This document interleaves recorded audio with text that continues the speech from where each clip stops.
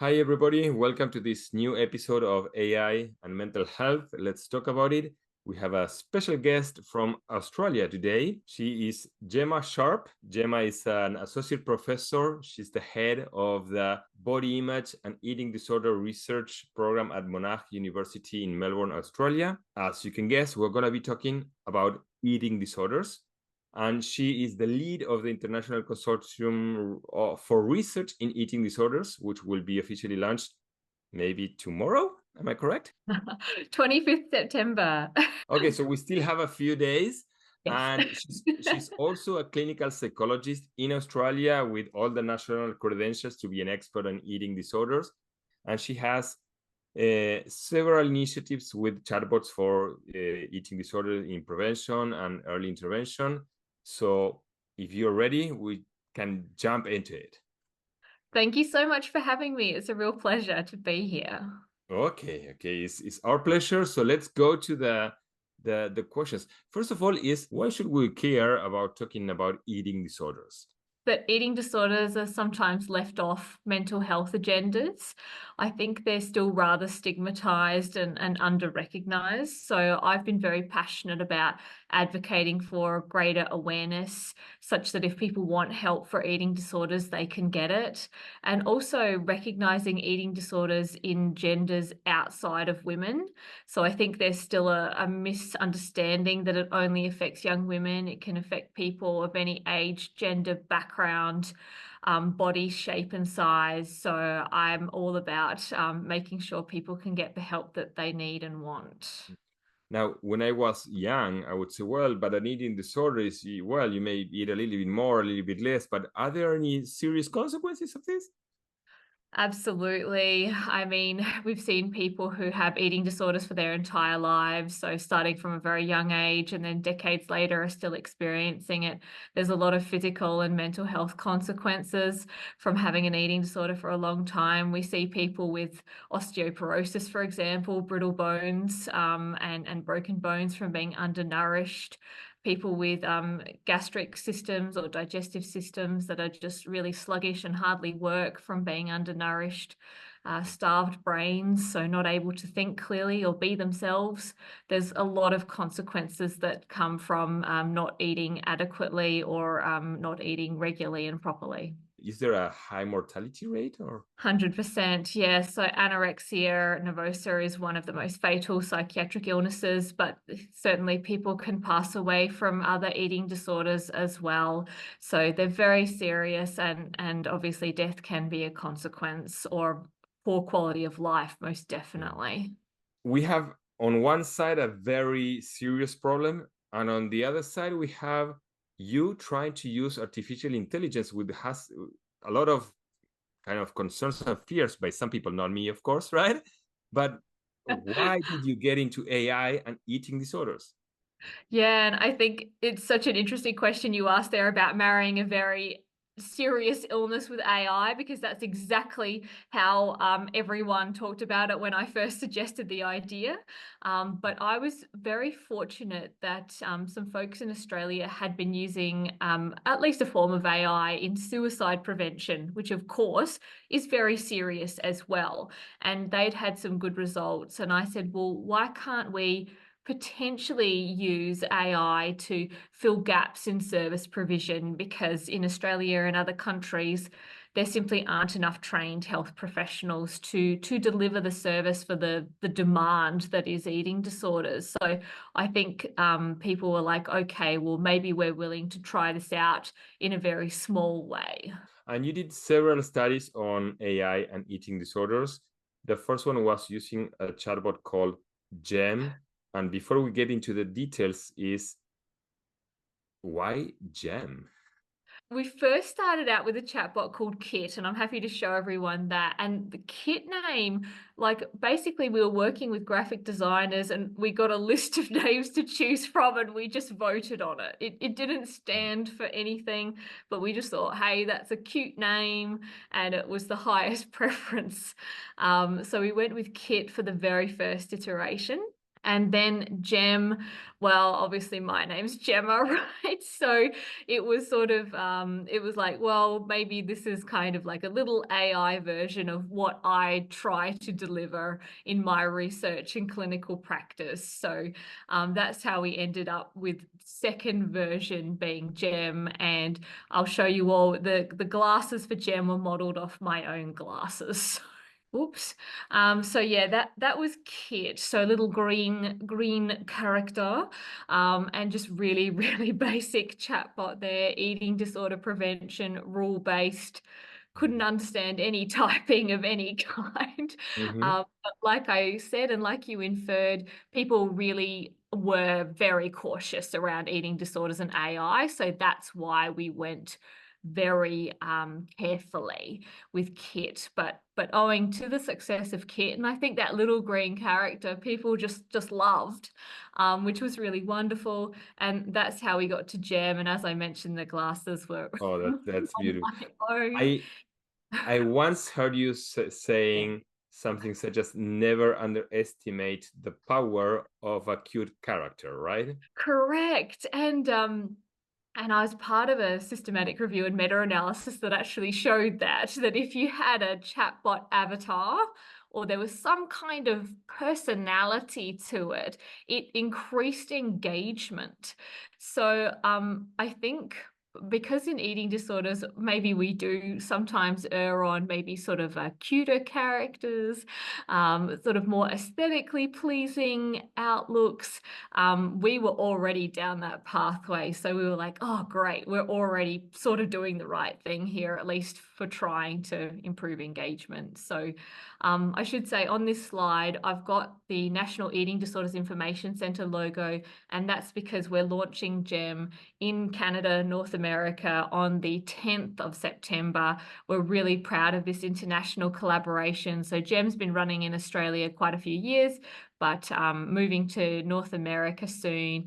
And I've absolutely loved updating GEM with them, making it suitable for a North American audience. So that's been another feature of ours, like kind of translating our Australian dialogue in GEM to a North American audience. What did you find with GEMS so far? We found, I suppose, so we did the earliest analysis with Kit and found that Kit was really popular, particularly launched in COVID times. So it was when helplines were really oversubscribed with people asking for help. So we had over 20,000 users in a year. We never expected that. We had no idea if people would use it or not.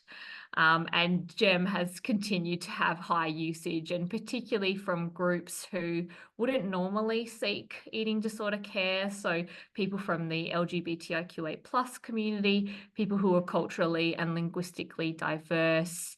The age has been around sort of people in their 20s, but we designed GEM/Kit with people as young as 13. And we also found that our coping skills that GEM teaches, so very short skills, were actually improving people's body image and overall well-being in the moment. At least we're not following them up because it's anonymous usage, but at least they found some relief in the moment. So you're trying to improve the way I perceive my body image, and by doing so, you're preventing me of developing an eating disorder? Yeah, or getting relief from eating disorder symptoms. People might be currently in treatment. And there's also a very strong educational component to GEM too. So say a parent is concerned about their young person, they can look at the warning signs, where they should be seeking help, what they should be saying to their young person. So there's the two branches there, help for self and help for another. Okay, we'll talk about that part, targeting parents, later. I have a personal interest in that one. I'm working on Of parent course. AI, right? So definitely would like I to would work on that. expect you to want to know more. Yeah, good. And you have another study on it's ED ESSI or ED ESSI. How do you pronounce it? Yeah, Essie, do you mind if I screen share again? Like, Go oh, for it. I Yes. tell you, I spent ages on these slides, Eduardo. No, I didn't. I just came slightly prepared, I think. Mhm. Okay, so hopefully this is coming up. I'll just do this one again. So again, like you're seeing that family resemblance for the chatbot avatars. So ESSI is the long name, which none of us say very often, is ED ESSI. So Eating Disorder Electronic Single Session Intervention. We just say ESSI for short when we're chatting with our participants and our clinics. So ESSI is kind of a step up from Kit and Gem in that it's for people actually actively seeking treatment who are on a wait list because eating disorder services are very oversubscribed in our country and around the world, seemingly. So it gives them a 30-minute single session while they're on the wait list to try and help kickstart their treatment. So it does some of that early education, encourages regular eating, does some goal setting with them as well about something that they can work on before starting in-person treatment. It still has this chat function here. I'm hoping my cursor can be seen, maybe Yes. not. Thank you. In the bottom right there, that's the chat function. So it, again, rule-based, guides you through the session. But something that I really like here is this background here, which is kind of like an overall summary of the session. Mm-hmm. So this also gets sent to the treating team so they know what you got out of your first session, and it gives the treating team a head start as well as the client/patient doing the session too. So it's I suppose we've had a really good success rate with it so far, and has been like quite a good immersive experience with people having the chat, some videos, some activities that they do in those 30 minutes. I'd like to highlight a few things. First is how cute this character avatar is. Again, you have a good eye for designing these things, I do. or at I least wish I partnering did with it. the right designer. I I love it. absolutely, and a shout out to Yoke in Melbourne who have helped us with all of these designs. Thank you, and yeah, we love our little characters. Yeah. So those that have seen other videos that we have published here, we are mentioning many times, people bond with these characters, and when they see this avatar, they put an image to it, and that facilitates the bonding and increases adherence, right? We actually, Exactly. when we talked about adherence, we mentioned a paper in which you are one co-author of that paper. So Yes. we're kind of going back to our own words. But the other thing that I wanted to highlight is that between therapists and chatbots, there are many differences and there are pros and cons. One Yes. thing that I've been discussing a lot with many clinicians is once you have a good session, yes, if the client doesn't remember that much, all the material is gone. But with a bot, you can have a really good dialogue and you can go back and review it again. And I had many parents saying, I want to go back and review what we've been talking with Pat. So, okay, you have it. I like that advantage. Oh, 100%.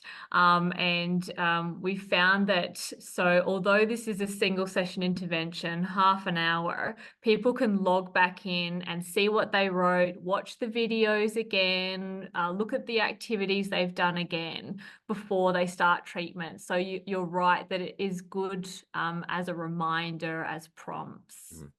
I want to highlight two things, right? This is a single session and for individuals in the wait list. Exactly. I think it's brilliant. Again, I'm biased. But why single session? Yeah, so I mean, I think, Eduardo, like if we could have done a multi-session chatbot and been confident that it could effectively do that, we would, and I think we could work up to that. But I think it was just again going, okay, let's see what we can do well. And I suppose in eating disorders, there is a bit of a standard protocol for this single session intervention. So we felt confident in the content. It was more about the delivery and execution. We were thinking, can a chatbot do this? And fortunately, it has seemed to have done a good job. So I think there is the potential for it to become a multi-session chatbot. But again, just being cautious with eating disorders that we do a good job and then we can always build on it. Let me tag on that one. Developing a full treatment is a big risk because it requires a lot of time, efforts, right? And most users usually come once and they never come back again. So we Exactly. always suggest start with the right intervention and work as much as possible on the first session. If it works well, there's more chances that people will come to the second session and then work on the second session, right? So Exactly. And that's what we found, that everyone who's at least at this point with the trial not 100% finished, everyone has gone on to start in-person therapy. So we're wow. like, yeah, we're so thrilled with that. And again, the trial isn't finished, but thank you. It's looking good at the moment. It looked like it kind of held them in that time when often people do lose motivation, particularly with eating disorders. So it's managed to get them through those weeks or months when they had to wait. The other thing that I wanted to highlight of this study is one is the single session, the other one is for those that are in the wait list. Why for those that are in the wait list? Yeah, so that is a really crucial time, particularly because people who are experiencing eating disorders are often quite ambivalent about seeking treatment, because sometimes they think that their eating disorder is actually serving them quite well in life, Mm-hmm. um, which is quite unique sometimes with a disorder. And so often we find that they'll fall off the they'll remove themselves from the wait list. They'll actually deteriorate in terms of their symptoms. They really want to get in. You want to capture them in that time where they're feeling motivated and keep it going. And sometimes that is a small window, and we don't want them to sort of be waiting there with no input. We want to capture that glimmer of motivation as soon as we can. Yeah. What I always say is that today, those that are in the waitlist are the ones that are knocking the door saying, Yes. give me something. And Yes. for us to put them in the waitlist when we have these digital tools is almost unethical, right? Why would you not offer them Absolutely. something if we have resources? Exactly. And I think, clinics will absolutely do their best. Maybe they'll send through a bunch of documents or look at these websites. But if we have something quite engaging, saying, hey, we care about how you're going with our little character, that can be really helpful. Okay. And are you planning to or thinking of incorporating actually one of your bots to the treatment itself, in which we're thinking of this concept of AI co-therapist? Yeah, great question. And we've actually seen that with GEM, with the skill work, that people will say, hey, go practice your mindful eating or mindful selfie, those kinds of skills. So it has been playing a role as kind of practice outside of sessions already. But I think there's opportunity to do that more formally as well. I think there's always opportunities here to add AI to existing treatments. Nice, nice. Thank you. Now, I mentioned the word ethics a second ago, Yes. and I saw a preprint in which you're talking about AI, eating disorders, and ethics. Yeah, I think it's actually fully published, Eduardo. I think it's the Oh, one with good. John Torres and Yes. in MIR. Yes, yeah. Mhm. And I'm happy to share that with anyone. Yeah, so we did that last year, and it was a really great opportunity to think about such key issues here, particularly with a severe disease like eating disorders, and how do we do this ethically and safely.